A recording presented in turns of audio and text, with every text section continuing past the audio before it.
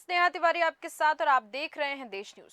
देश न्यूज की टीम संतोष आनंद महाराज से मिली। ऐसा माना जाता है कि संतोष आनंद महाराज जी भविष्य देखते हैं। कुछ लोग इन्हें पर्ची वाले बाबा के नाम से भी जानते हैं। कहा जाता है कि इनकी कही बात सच होती है और इन्होंने हजारों लोगों के भविष्य देखकर भविष्यवाणी की है और कहा जाता है कि इनकी कही हर बात सच साबित होके ही रहती है। ये एक एजुकेटेड बाबा हैं, इन्होंने काफी डिग्रियां ली हुई हैं। संतोष आनंद महाराज से बातचीत हुई, चर्चा हुई। देखिए ये हमारी खास चर्चा। नमस्कार। तो आज हमारे साथ देश न्यूज़ में संतोष आनंद महाराज जी मौजूद हैं। आज हम इनसे जानेंगे कि आखिर इनका जो सफ़र चल रहा है ये कैसा चल रहा है, और कई हमने यहाँ ये भी सुना है कि ये पर्ची वाले बाबा के नाम से भी जाने जाते हैं। इनसे रूबरू करवाते हैं। महाराज जी, आपका बहुत बहुत स्वागत है हमारे चैनल पर। धन्यवाद। सबसे पहला प्रश्न मेरा आपसे होगा महाराज जी कि बताइए। आखिर आपने ऐसे जो आप सनातनी बने हैं, ये कहाँ से शुरुआत की आपने और कैसे शुरुआत की है? वास्तव में सनातन जो शब्द है ये हमारे अपनों के बीच का है, और जन्म जब हुआ तो हमारे सनातनी लोगों के बीच हुआ, तो इसलिए हम इसे वर्तमान स्वरूप में ये कहेंगे कि ये सब हमको जन्म से ही सनातनी संस्कृति, सनातन सभ्यता, सनातन परिवार और सनातन देश जो उस विचारधारा को मानता है प्राप्त हुआ है। जी। गुरुजी, मैं आपसे जानना चाहूँगी कि आपको पर्ची वाले बाबा के नाम से जाना जाता है, तो इसका पर्ची के पीछे राज क्या है? देखिए, मनुष्य में अनेक प्रकार के लक्षण पाए जाते हैं, और उन लक्षणों में कोई लक्षण जब विलक्षण होता है तो वह लोगों के लिए एक प्रश्न बनता है। तो पर्ची लिखना, ये तो जब हमारा लेखन कार्य शिक्षा के दौर पर चालू हुआ है तो लगभग इसको 50 वर्ष से अधिक हो गया है। मेरी उम्र 70 वर्ष की है, इसलिए लगभग ये 50 वर्ष से भी अधिक समय निकल गया है जब से हम ये लिख कर लोगों को बताना। उसके पहले जब लिखने का कार्य नहीं करते थे, लोगों ने हमसे मिले हैं, वो लोग भी अभी हैं जिन्होंने पहले मैं स्लेट पर लिखता था। उस समय कागज़ और इसकी व्यवस्थाएं कम हुआ करती थी, पेन से लिखते थे, ये डॉट पेंसिल ये सब नहीं थी। तो उसके पूर्व स्लेट और बर्ती से लिख के दिया करते थे। और उसके पहले मेरे गांव में बरहा, तहसील लाहार, जिला भिंड में मेरे 10-12 वर्ष की उम्र से ही मेरी जन्मभूमि पर ही लोगों का जन समुदाय इकट्ठा होता था, और वहाँ पर खास तौर से जो संस्कृति सभ्यता में परिवर्तन कुछ होता रहता है लेकिन सनातन सदैव रहता है। तो लोगों को केवल ऐसे ही बताना, मात्र ना लिखना ना कुछ करना, केवल ऐसे ही बोल देना, ये स्थिति उस समय से लगभग थी।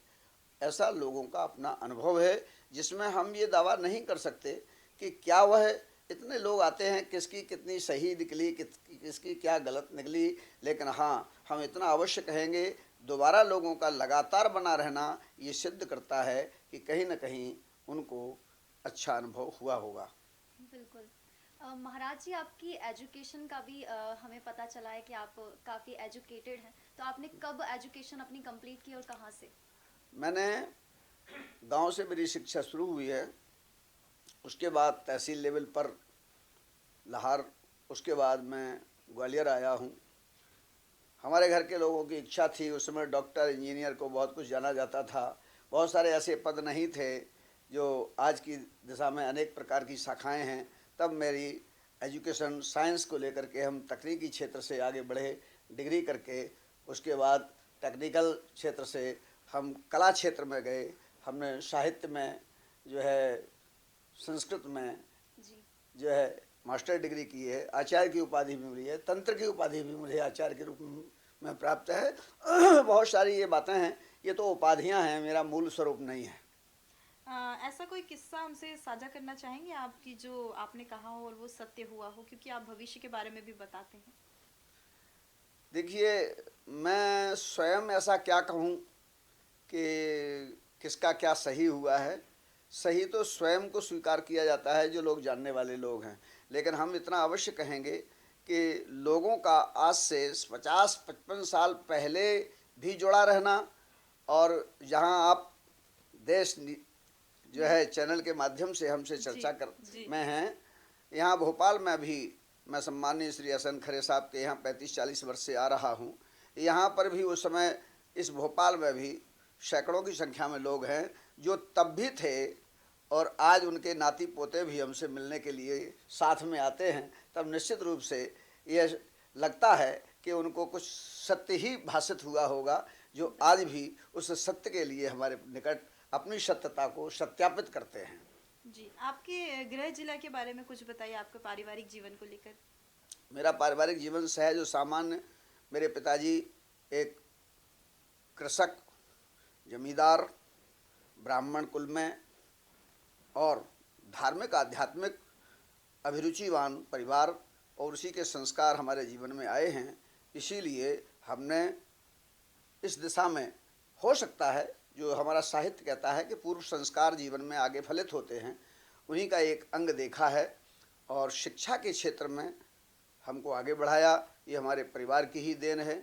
हमको जो संस्कार दिए, जो आज हमारा श्री हनुमान संग्राम सेवा समिति संचालित है, हमारे 101 सेवा प्रकल्प संचालित हैं। और मैं आपसे बड़े गौरव के साथ ये बात कह सकता हूँ, मेरी एक संस्था एक ऐसी संस्था है, हमसे लाखों लोग जुड़े हुए हैं, जिनमें कोई भी व्यक्ति ये नहीं कह सकता, क्योंकि मैं स्वयं में एक सिद्धांत को स्वीकार करता हूँ, ये मेरे बचपन के संस्कार हैं। कभी कोई रसीद नहीं छपी है, कभी भी दान के रूप में, किसी काम के रूप में एक पैसा कभी किसी से नहीं लिया गया है, न लिया जाता है। इसके बाद भी हमारी वेबसाइट है महामंडलेश्वर संतोष गुरु जी के नाम से, आप आज सर्च करिए। 101 सेवा प्रकल्प संचालित हैं, जिन पर निःशुल्क रूप से लोगों की सेवाएं हमारा संस्थान, हमारे लोग हनुमान जी की कृपा से आगे बढ़ाते हैं। ये हमारे जन्म संस्कार से लेकर के ही संस्कार फलित हो रहे हैं।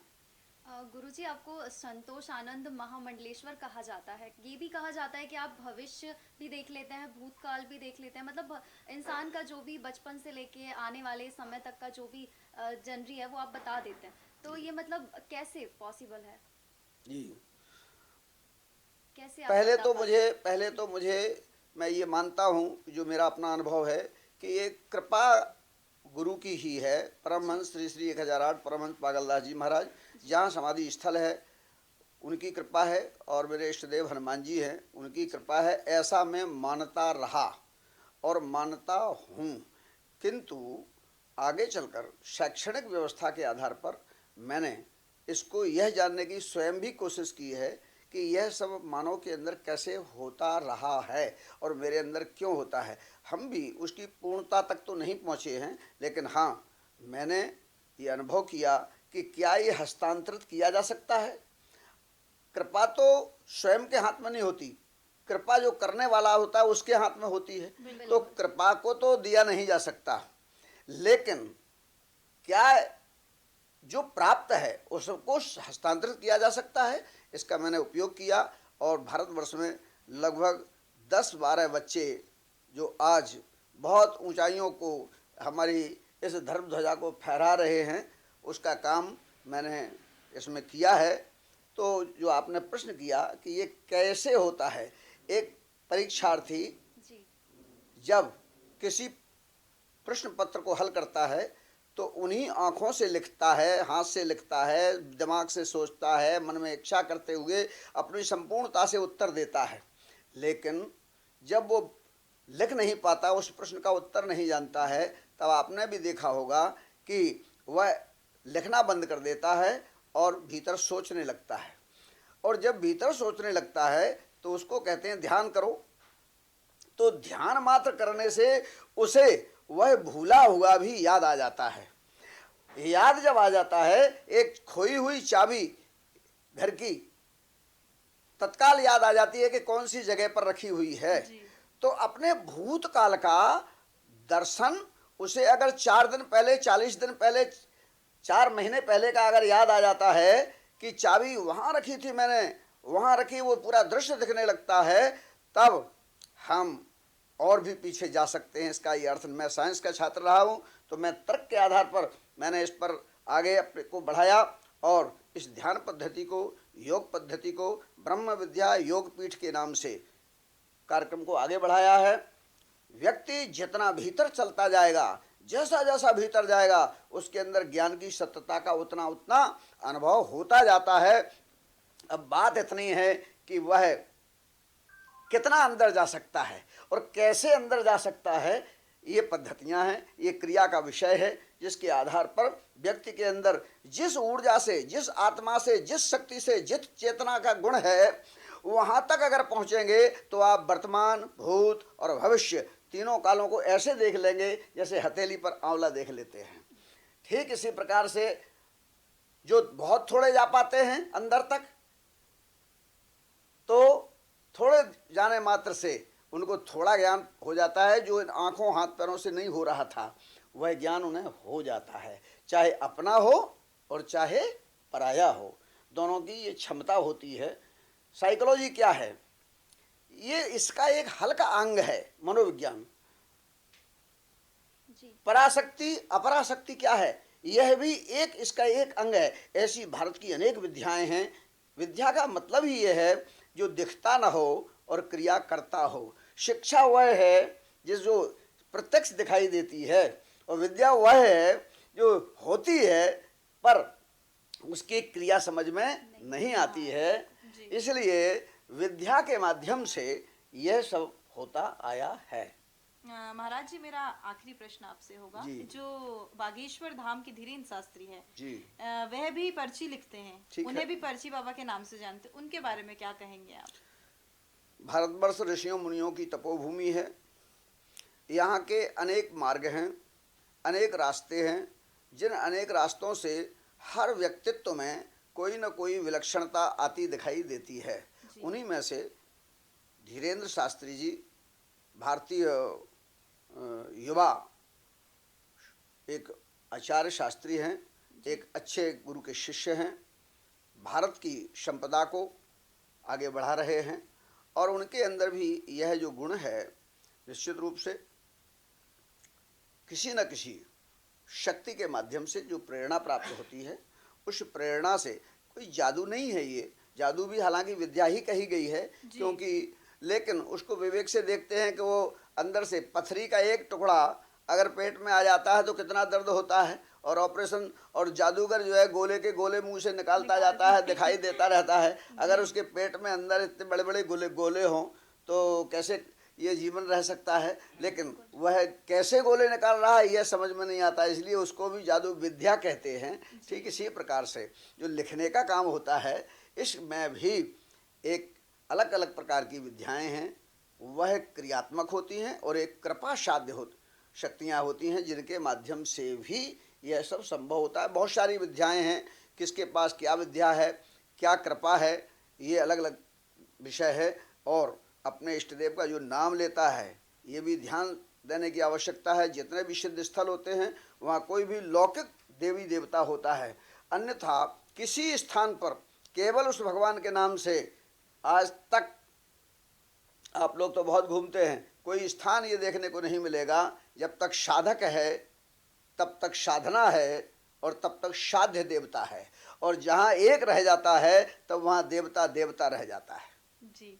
इसलिए धीरेन्द्र शास्त्री के जो सन्यासी बाबा हैं वो लौकिक देव हैं जी, और हनुमान जी अलौकिक देव हैं। हुई तब मैंने BRS ले लिया है।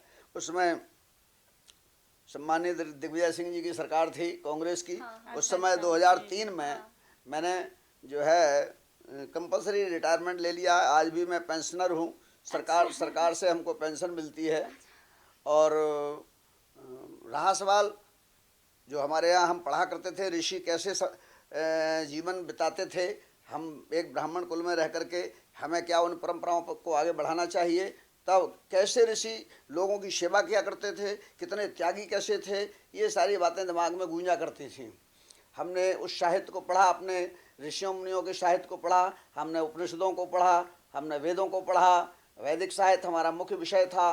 तो कहना मैं ये चाहता हूँ कि विज्ञान के साथ साथ जो है धर्म और अध्यात्म की दिशा में ये हम मानते हैं, हमारे परिवार, हमारा देश, हमारे ऋषि, हमारे गुरु, हमारे अच्छे लोगों की ही देन है, जिन्होंने हमारे अंदर की चेतना को इस क्षेत्र में आगे बढ़ाया है। तो ये कोई कौतूहल नहीं है, ये तो भारतीय संपदा है। इसे हम अपनी संपदा नहीं मानते, ये भारतीय संपदा है। ये हमारे भारतवर्ष की धरती का प्रभाव है, ये हमारे भारतीय संस्कारों का प्रभाव है। और हम आज जो वर्तमान में चाहते हैं वो ये चाहते हैं कि भारतवर्ष में हमारी वही संपदा और पल्लवित हो और पुष्पित हो और आगे बढ़े, जिस पर आज दूसरे आवरण आ गए हैं। उन आवरणों का ऐसे निदान हो जैसे किसी पहाड़ में से कोई अयस्क निकाला जाता है, तो उसको जब तपाया जाता है तो तपाने पर मिट्टी अलग हो जाती है, सोना अलग हो जाता है, चांदी अलग हो जाती है, तांबा अलग हो जाता है, लोहा अलग हो जाता है। ये अलग बात है कि आग में जब लोहा डालो तो लाल होता है, तांबा डालो तो लाल होता है, चांदी डालो तो लाल है, कोयला डालो तो लाल है। हमारा भारत का वही अध्यात्म है जिसमें किसी को ये सोचने की जरूरत नहीं कि हम पापात्मा हैं या पुण्यात्मा हैं। भारतीय यही आध्यात्मिक दर्शन है। उस अध्यात्म में जो भी डल जाएगा वो लाल हो जाएगा। बिल्कुल सही कहा आपने। महाराज जी, तो मैं आपसे आज्ञा लेना चाहूंगी अब। बहुत बहुत धन्यवाद हमारे साथ जुड़ने के लिए आपका। आपको धन्यवाद सबको। तो देखा आपने, संतोष आनंद महाराज ने हमारी टीम को बताया कि वो चेहरा देखकर भविष्यवाणी करते हैं। कुछ ऐसी खबरों के लिए देखते रहिए देश न्यूज। नमस्कार।